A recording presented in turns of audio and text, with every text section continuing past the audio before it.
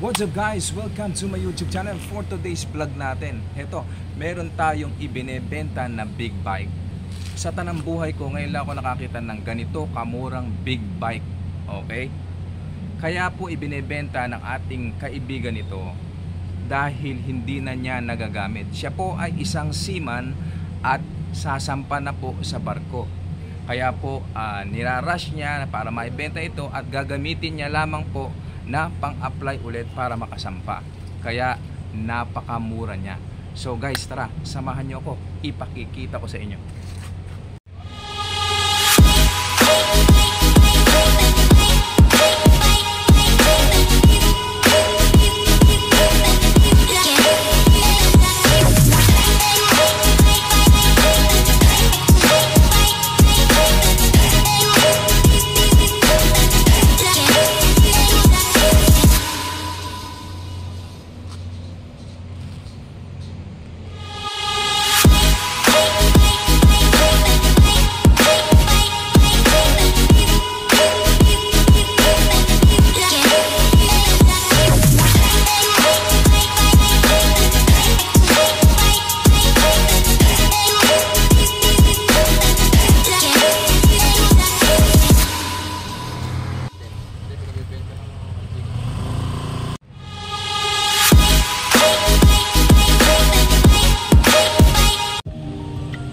So guys, ito yung sinasabi ko sa inyo na big bike na binebenta ng ating isang kaibigan. Ito ay CF Moto 300RR. Okay, ipasilip nga natin Kuya Tips yung ating motor na ibinebenta. Ayan, ito po yung kanyang tatak, CF Moto 300cc siya. So mga katakam, ang kagandahan nito, bago na po yung kanyang tambucho. Yung stock niya na tambucho is maiksi lang na hanggang dito. So kinabitan ng ating kaibigan na may-ari. Ito. Ang tatak niya is Yoshimura. Ayan. Parang Japan yan. Japan made Yoshimura. Ang magandang klase. Okay. Tapos yung kanyang ang isa pang pinalitan dito, yung dating placer niya is nakaangat. Okay, eto mas pinaganda kaya siya nakalubog. Ayan, kaya nakalubog na yung ating placer. Sige, sakyan nga natin kung nakakapogi ba itong big bike. Yung so mga katakam, ito ang aking height po ay 5'7". So ito nakatukod, both legs ko nakatukod. So ibig sabihin lowered siya, kahit maliit yung sasakay, hindi siya kakapusin. Hindi kakapusin yung kanyang mga binte. Kasi mababa lang siya. Okay? Madali siyang sakyan. Madali siyang gamitin. Okay, subukan na natin i-start. Ngayon lang ako nakasakay sa big bike. Ano? Dati, ang aking service ay NMAX. Kaya lang medyo kinapos tayo, kaya naialis din natin. Pagka nakaluwag-luwag, bibili tayo ng isang big bike din. Okay, start nga natin. Kuya Tips.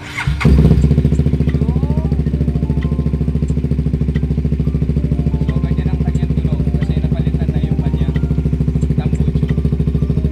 Okay, patayin mo natin. So ito mga katakam, start ko muna baka umugsa.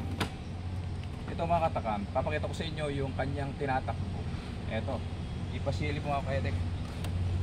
Ang kanyang odo ay 7,942. Yan pa lang po ang kanyang tinatakbo. So ibig sabihin mga katakam, ibig sabihin sariwang-sariwa pa ang kanyang makina. Okay? Sariwang-sariwa, parang nakalibre lang kayo sa break-in. 7,942 or 7,942 pa lamang po ang kanyang tinatakbo. Sa mga hilig mag-vlog, motovlog, ito, nire-recommend ko sa inyo, napakagandang gamitin. Okay? Pwede nyo pang-vlog, makarating kayo sa La Union, Benguet, sa Baguio. Ito, napakaganda, komportable siya. Pwede rin kayo mag-angkas at meron siyang, eto, nakita nyo naman, meron tayong upuan sa likod. Ang kagandahan pa nito mga katakam, kung kasama niyo girlfriend nyo o asawa nyo, ha? Pagkapit sa inyo kasi medyo nakapababa siya, ayun, kapit na kapit, hindi malalaglag. Hindi malalaglag ang inyong asawa o kaya ang girlfriend nyo na kasama. Okay, ano pa ba ang meron dito sa CF Moto? CF Moto ito. Ang CF Moto natin, ito yung limited edition na kulay niya. Napaka-eleganting tingnan. Pakita mo. Ayan, tingnan mo yung kulay niya. Anong tawag dito? Mint green. Mint green. Ayan. Ito yung limited edition ng kulay niya. Okay? Napaka-rare nitong kulay na to. Ang kadalasang kulay ng CF Moto is ano kaya? Black and white. Black and white lang. So ito, limited lang po yung ganitong kulay. Napakaganda. Tingnan mo. Napaka-elegante yan, tingnan. Parang mamahaling motor, pero ang halaga nito, sasabihin ko sa inyo mamaya, ito yung pinakamurang big bike na nakita ko sa tanang buhay ko. Okay? Tingnan nyo. Panalong panalo na kayo dito mga katakam. Kasi bukod sa maganda, mabilis, 300cc na siya. Tapos, syempre, ayan o, makinis. O, madaling sakyan, madaling paandarin, one click lang. Kagaya nga nung sound check nga natin.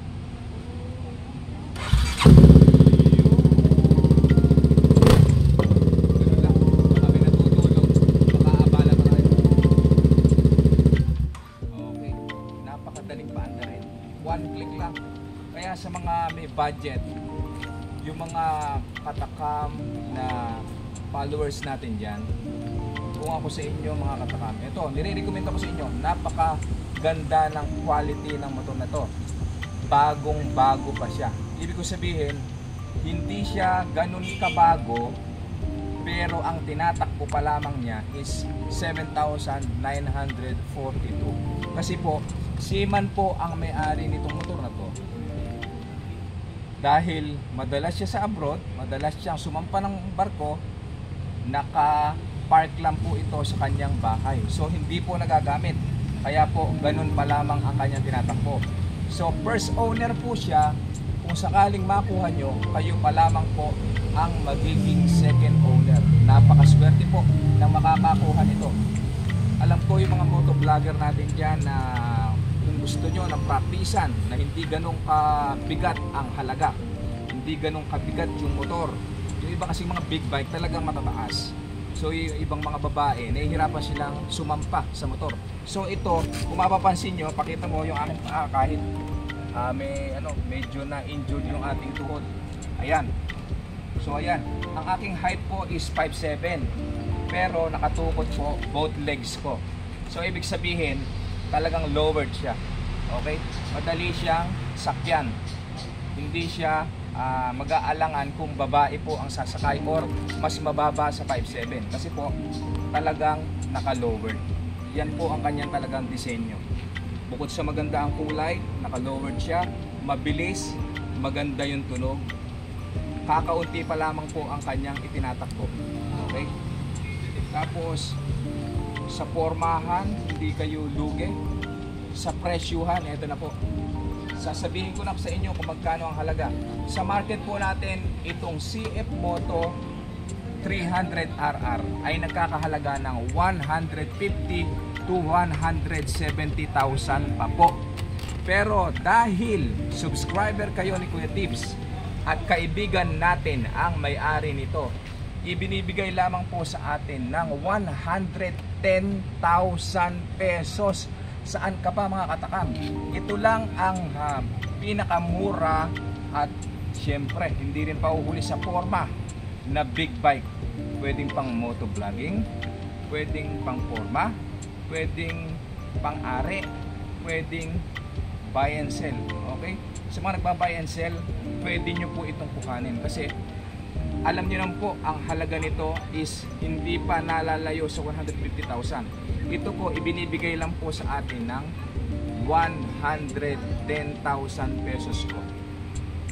110,000 pesos po. Inuulit ko po, 110,000 pesos lamang po. Sa mga kaibigan ko na nasa Canada, subscriber natin yan, at sa Luzon, Visayas, Mindanao, una-unahan na lamang po tayo. Nag-iisa po itong motor na ng kaibigan natin na hindi na po kasi nagagamit. Gagamitin niya lamang po ang kanyang mapagbibilan, kaya po ibinebenta. Gusto niya po ulit sumampan ng barko. Okay. Hindi naman kaila sa atin kapag umuwi ang mga seaman, syempre kailangan ng budget, at pagkasampa po ng barko, kailangan din po ng panggastos. So ito, inaalis niya sa murang halaga para kaysa ma-stock sa bahay, kaya niya inaalis. Okay, ayan o. Pasilip mo nga, Kuya Dek. Ayan yung ating motor. Napakaganda. Maganda ang kulay. Ayan o. LED. Oh, naka-LED pa siya. Ayan. Oh, naka-LED. High and low. Oh, high and low. Naka-LED pa. Tapos, mga katakam, bukod sa maganda na ang kanyang ilaw, ito pong kanyang brake is naka-ABS na rin. Ayan. Dual ABS na po, harap at likod. Ayan. So sa mga hindi nakakaalam, alam ko naman, alam nyo na yung pamilya na kayo sa ABS. Ang ABS po, ito yung kapag ka namreno ka, hindi ka basta-basta maa-aksidente. Kasi po ayan, kagaya nung NMAX ko, ABS siya. May tumawid na aso, bigla ako namreno, emergency. Namreno ako, hindi ako bumaliktad. Kasi ito, yun ang kagandahan ng naka-ABS. Kapag ka hindi kayo naka-ABS at bigla kayo namreno, emergency, pwede kayong bumaliktad. Ito, harap at likod niya, napindot nyo, hindi kayo mag-aalanganin na baka kayo ay bumaliktad. Ito, talagang bibigyan kayo ng pagkakataon para makuha nyo pa yung inyong balanse. Okay? Ayan. Pasilip mo. Sige. Paikot. Ipasilip mo, Kuya Dek. Ayan. Sa halagang 110,000 pesos. Pinakamurang big bike yan. Ayan. Panalong panalo na tayo dyan, mga katakam. Pinakamurang big bike. 300cc. Ito, tip lang mga katakam, ano? Ito ay 300cc, pero sa tingin ko hindi naman na ito papansinin sa expressway. Kaya yung ibang gumagamit ito, nakakalusot, ginagamit sa expressway. So yun. So hanggang dito na lang, magpapaalam na kami, katakam. Sa mga makakakursunada, direct message nyo lang ako sa aking FB page, Kuya Tips TV. O kaya naman po ay yung number, ibibigay ko yung number nung may-ari mismo. Okay, 110,000 pesos. Kapag subscriber kayo ni Kuya Tips, baka makabawas pa tayo kahit 105. Subukan nating itawag sa kanya 105. Meron ka ng ganito kagandang big bike. Okay, hanggang dito na lang mga katakam. Para sa mga bago pa lang sa akin channel, please subscribe at i-click nyo na rin ang notification bell para lagi kayong updated sa aking mga susunod na video. Have a nice day. Happy farming everyone. Thank you.